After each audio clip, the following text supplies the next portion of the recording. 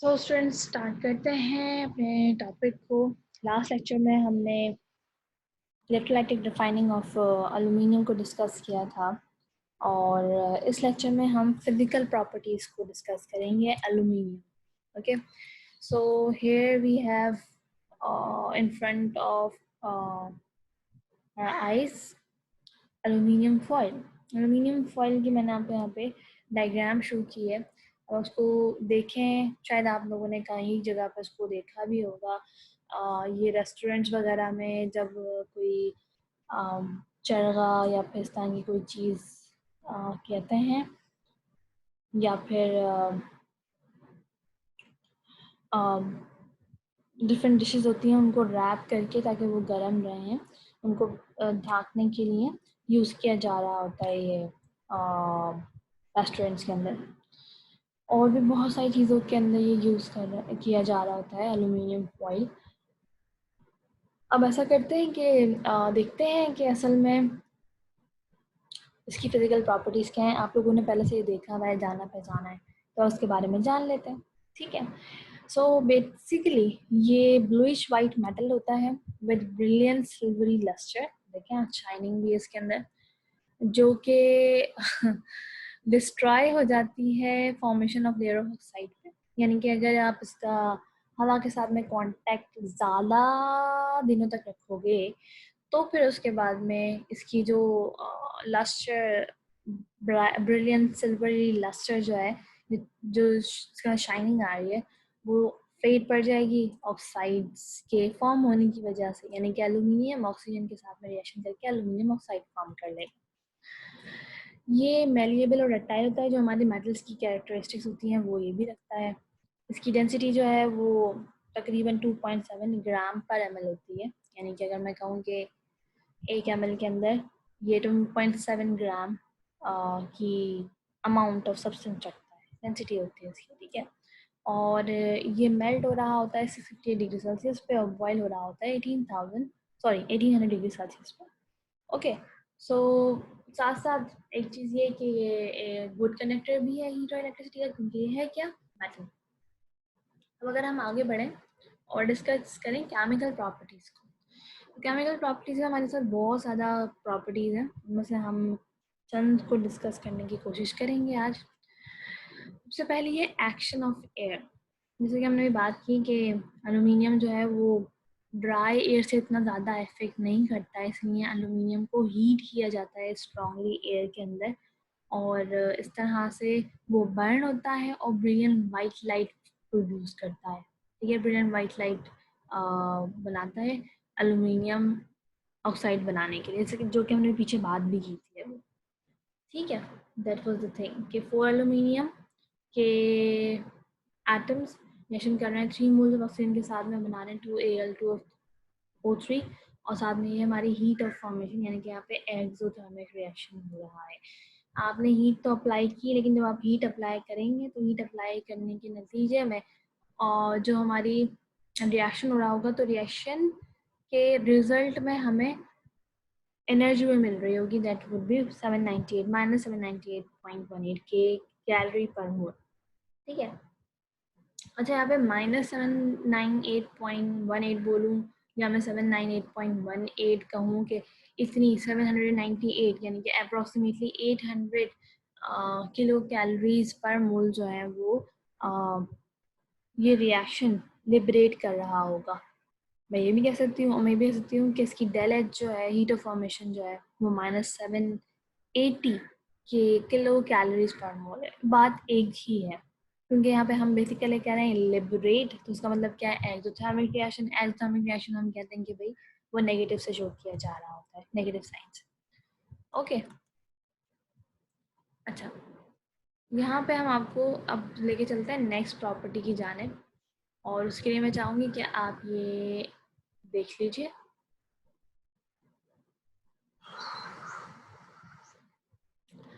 यहाँ पर बेसिकली उन्होंने क्या लिया है, एल्यूमिनियम फॉइल लिया है और ये इसके अंदर डाल रहे हैं HCl।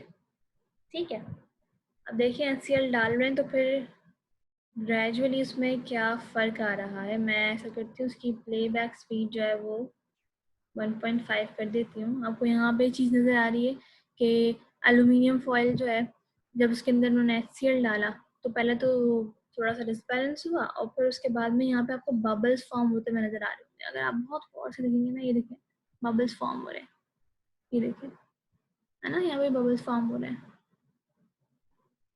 तो ये बबल्स क्या हैं बेसिकली, और मैं कहूँ तो ये बबल्स जो हैं वो ग्रेजुअली इतने ज़्यादा बढ़ गए हैं, ये देखें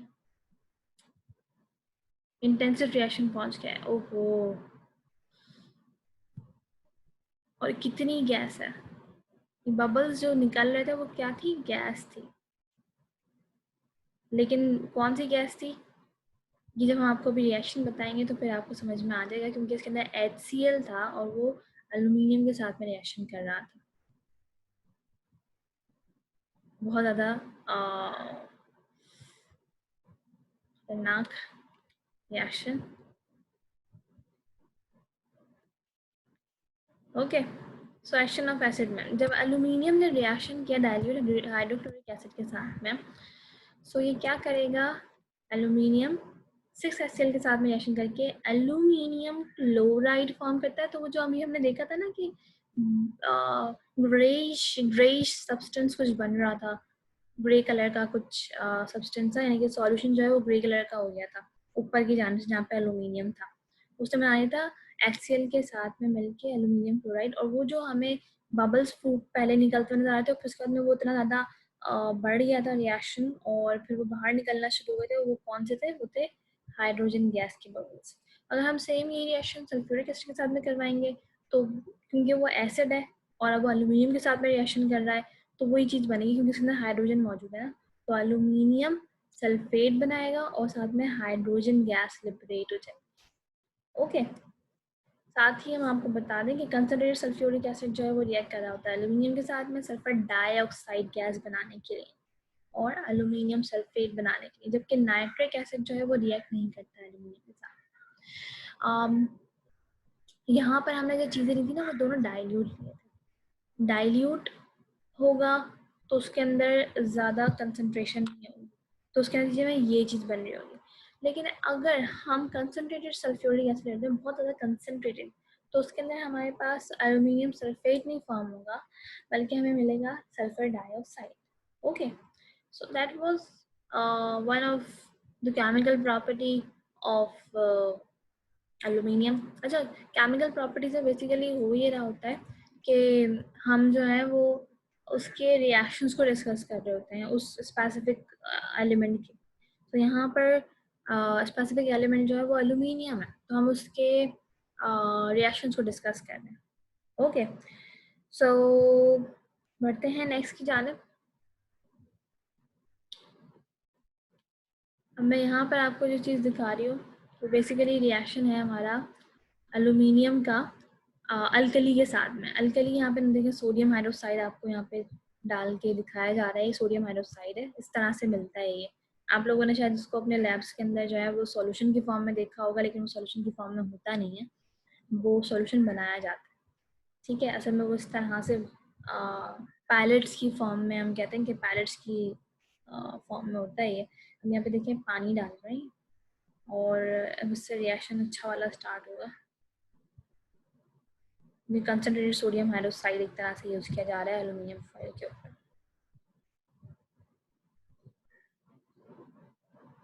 इसकी स्पीड को मैं थोड़ा सा तेज कर देती हूँ ताकि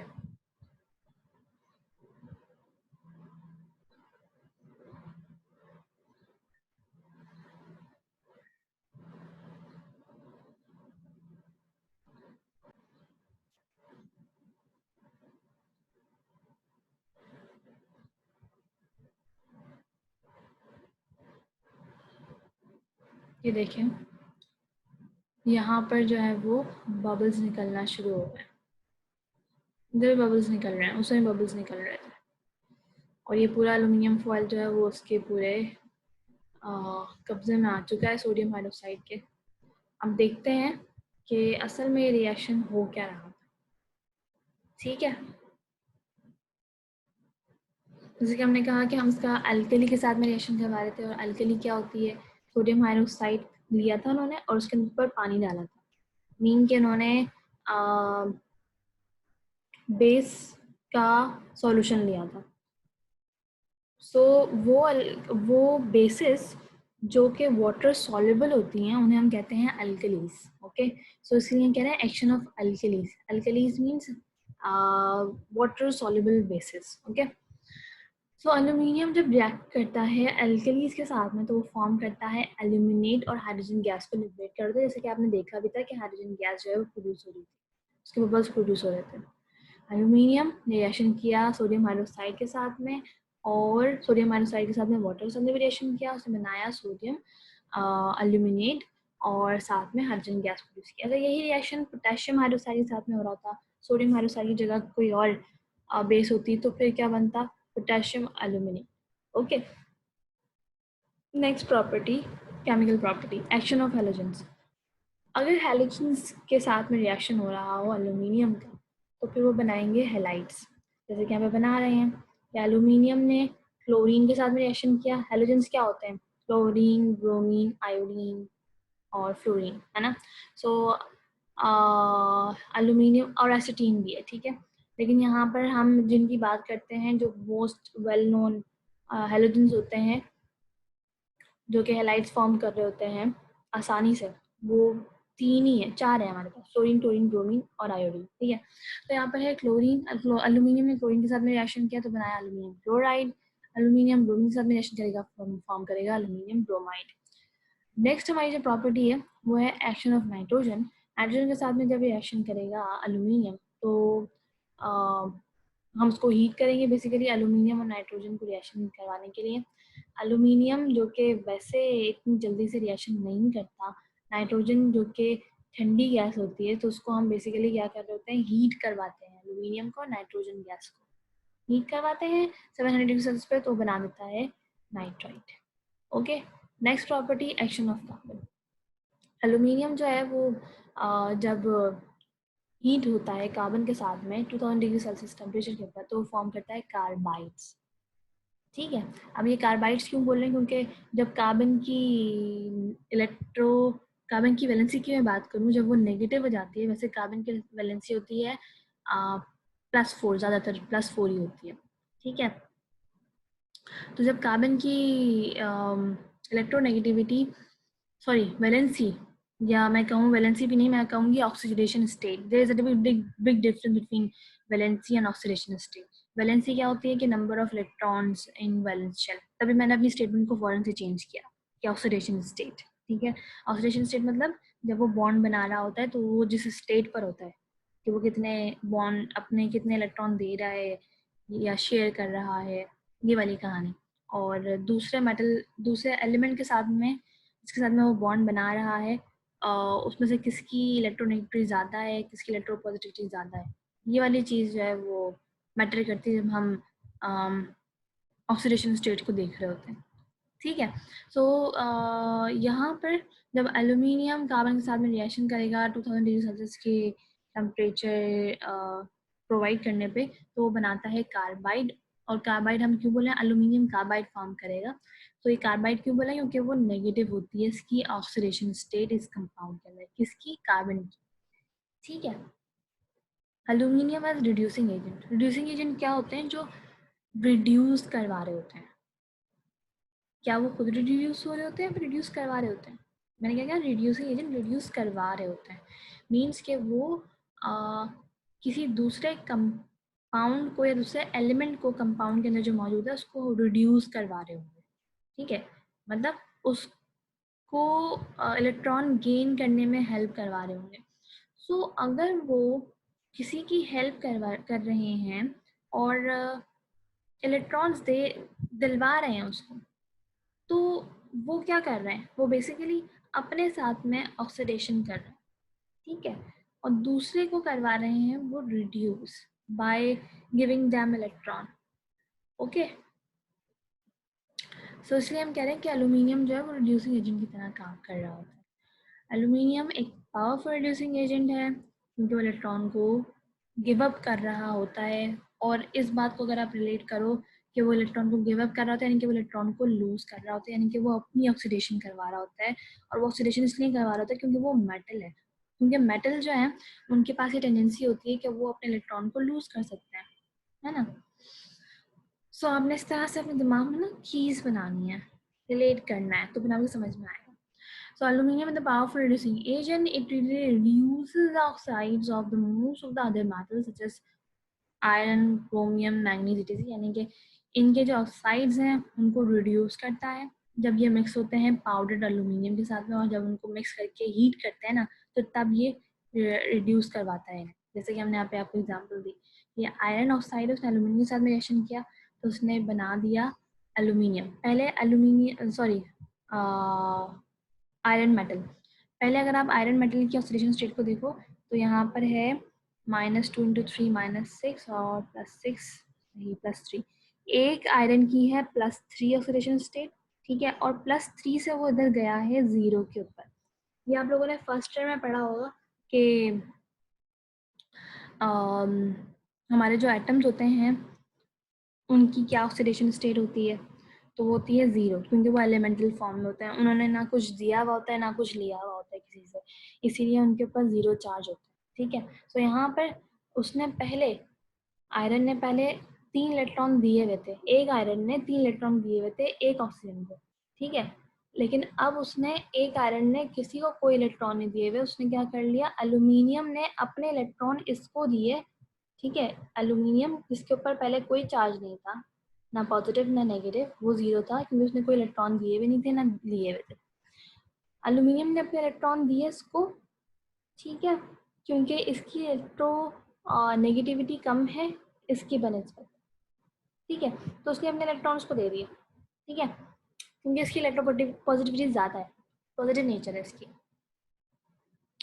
सही। सो जब उसने अपने इलेक्ट्रॉन्स को दिए, सो जो पहले प्लस चार्ज में था, प्लस ऑक्सीडेशन स्टेट थी उसकी, पॉजिटिव ऑक्सीडेशन स्टेट थी, वो फिर जब उसने इलेक्ट्रॉन्स को दिए एल्यूमिनियम ने आयरन को, तो आयरन ने फिर वो इलेक्ट्रॉन गेन करके अपनी डेफिशिएंसी को पूरा किया और अपने आप को एलिमेंटल फॉर्म में लेकर आ गया, और उसके ऊपर अब जो है वो 0 चार्ज है। तभी हम कह रहे हैं कि ये एल्यूमिनियम जो है वो रिड्यूसिंग एजेंट है, यानी कि वो रिड्यूस करवा रहा है दूसरे सब्सटेंस को, दूसरे एलिमेंट को। और वो दूसरा एलिमेंट किसके अंदर है, वो ऑक्साइड्स के अंदर है। वो कौन से एलिमेंट को कौन से एलिमेंट्स को जो है वो रिड्यूस करवा रहा होता है, मेटल ऑक्साइड्स को रिड्यूस करवा रहा होता है। तो यहाँ पे हमें चीज़ समझ में आई कि आयरन ऑक्साइड ने रिएक्शन किया एल्यूमिनियम के साथ में और बनाया आयरन, और साथ में एल्यूमिनियम ऑक्साइड, और साथ में हीट भी produce. Okay, so that was about this reaction. Heat produce हुई है तो उसका मतलब है कि वो एक्सोथर्मिक रिएक्शन है, ग्रेट अमाउंट ऑफ एनर्जी वो रिलीज कर रहा है। टेम्परेचर जब ये रिएक्शन हो रहा होता है तो फिर 3500 डिग्री सेल्सियस तक जो है वो टेम्परेचर बढ़ जाता है, क्योंकि वो एक्सोथर्मिक रिएक्शन हो रहा होता है। और ये रिएक्शन जो है बेसिकली ये यूज़ किया जा रहा होता है फॉर बिल्डिंग ब्रोकन रेल्स, और बिल्डिंग यानी कि जो बेसिकली वेल्डिंग जो का जो पूरा प्रोसेस होता है ना उसके लिए यूज़ किया जा रहा होता है, और इस प्रोसेस को हम कहते हैं थर्माइट प्रोसेस। दिस प्रोसेस, जब एल्यूमिनियम और आयरन ऑक्साइड को आप हीट करो और उसके नतीजे में आपको और ज़्यादा हीट मिले, और साथ में आपको सिर्फ एल्यूमिनियम ऑक्साइड और साथ में आयरन मेटल मिले, तो इस प्रोसेस को हम कहते हैं थर्माइट प्रोसेस। तो it was all about chemical properties of aluminum. We are going to meet you soon in next lecture. Take a very good care of yourself. अपना ख्याल रखिएगा, अच्छे से पढ़ते रहिए, कोई कंफ्यूजन हो तो मुझसे पूछिए। मिलते हैं आपसे नेक्स्ट लेक्चर में।